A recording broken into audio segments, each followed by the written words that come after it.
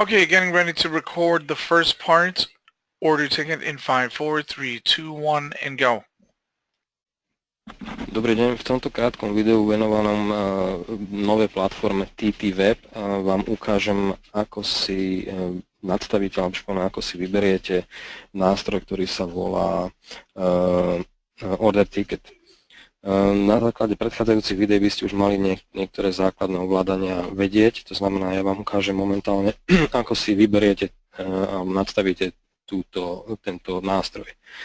Kliknete si na widgets, to znamená, otvoríme si Market Grid, pretože len z tohto bodu môžete otvoriť nástroj, ktorý sa volá Order Ticket.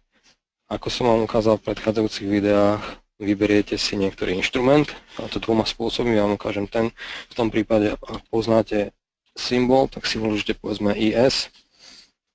V Market Grid máme teraz symbol pre SAP 500.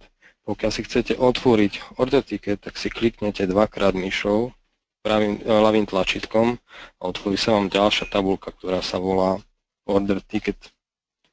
V predchádzajúcom alebo v jednom videu som vám už popísal, ako sa jednotlivé funkcie tohto Order Ticketu používajú. V tomto krátkom videu som vám chcel ukázať, ako si ho vyberiete. To znamená, v tomto nástroji máte k dispozícii počet kontraktov, ktorým môžete obchodovať.